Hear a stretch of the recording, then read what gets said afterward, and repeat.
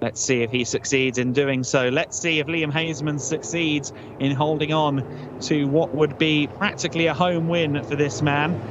We now have an update that it will be 2 laps under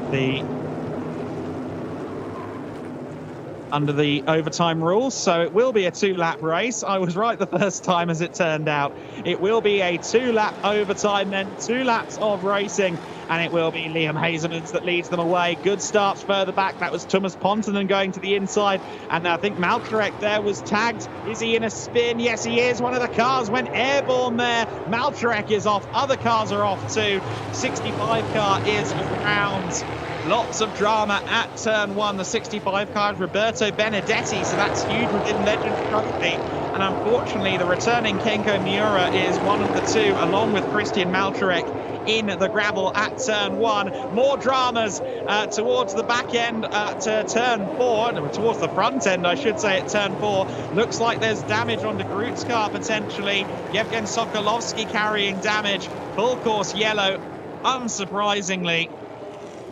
Oh, dearie oh me. That went very dramatic, very quickly indeed. We'll wait and see who makes it through the first sector split and who doesn't. Christian Malcharek has not. We know he is embedded in the gravel. Roberto Benedetti has not. We saw him in a spin. Patrick Schober has also failed to come across. And I think we also may have lost Paul Jouffreau as well. Jouffreau in the Mustang hasn't got across that first sector split either. There were a lot of different incidents going on at once there. A lot of damaged cars. There's one of them. Bodywork being shed. The Euro NASCAR lightening program is ongoing. In fact, it's dragging part of the car's dismembered appendices behind itself at the moment. So, oh dear. Well, they say safety cars breed safety cars. We've had 2 examples of that in 2 restarts. Oh joy. We keep the marshals busy sometimes. There is Alberto Nasca. He is just limping around. Looks like he is undamaged, mercifully. And also, Benedetti got out of that relatively lightly, given where he was in the pack. Everyone around him, I think, was involved, but thankfully he seemed to spin and little more than that. So 'tis but a scratch for Benedetti, thankfully.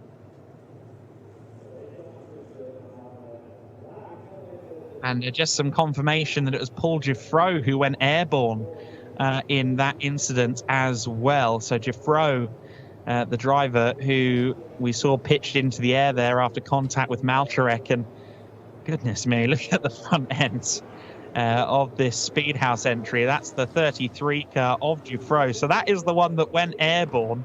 And miraculously, it is still driving, albeit I'm not entirely convinced that Jouffreau can, see. But he's still going. He wants his points, and I'm not sure he's totally aware that he's carrying some debris behind him. But well, they build them tough in Euro NASCAR and at Team FJ. But being airborne and still getting to the end would be quite something. We are under full course yellow, and it is the final lap. I don't think we're going to get this race back underway, per my understanding. So it looks as though Liam Hazeman has done enough here. Still cars in the gravel and marshals on the scene down at turn 1. So very much getting the impression that this one is done. And car 33, there's a bulletin on the board. Lost transponder. I wonder if that transponder is what's dragging on the back of the car right now. Could be. It's not impossible. Of course, the lion of an effort from Alberto Nasca and team to get that car back out on the circuit is unfortunately going to go rather unrewarded. He's not going to get that opportunity to set a proper flying lap in this session, unfortunately, Alberto Nasca. So Nasca is back out there with his second gearbox of the race, and unfortunately he's going to be well outside the top 10 when we start the race tomorrow. There's a replay of the incident. So Malcharek lost the car there. I think he may have been slightly helped by Pontonen, and that's Jouffreau going airborne. You see there Miura with nowhere to go. A spin for Benedetti taking evasive action, and nicely done from the driver of the 18 car as well. Claudio Remigio Capelli did a great job of avoiding Benedetti. Wow, okay, so those cars still firmly embedded in the gravel, and the race will end under full course yellow. And just seeing that replay, I don't think Paul Jouffreau had anywhere to go, and it seems as though some of the experts watching along with us, including Reza from World of Euro NASCAR, tends to agree with that.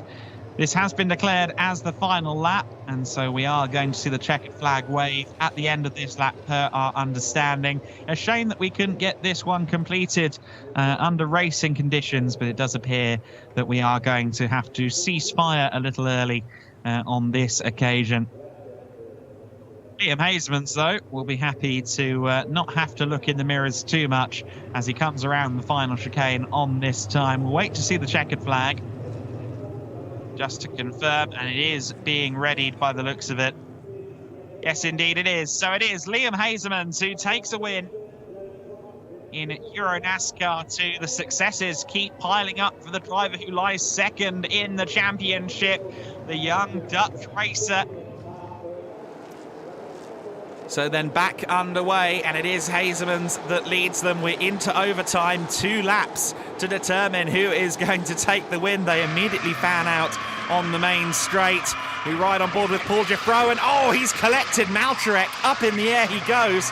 Christian Malcharek there, I think, made an error all of his own. He collected Jouffreau. He's also collected the returning Japanese racer Kenko Miura. Good to see him back, but a shame to see him in the gravel. And you just see Malcharek there going sideways.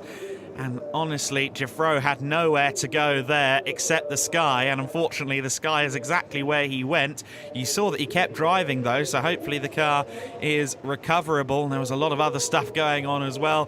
Roberto Benedetti having a spin, Claudio Remigio Capelli somehow avoiding everything on the grass in that as well. But safety car conditions back out once again. Lots of wounded cars, and I think the decision has been taken to finish this one under full course yellow conditions. And sure enough, the race goes to Liam Hasemans in a slightly subdued final lap.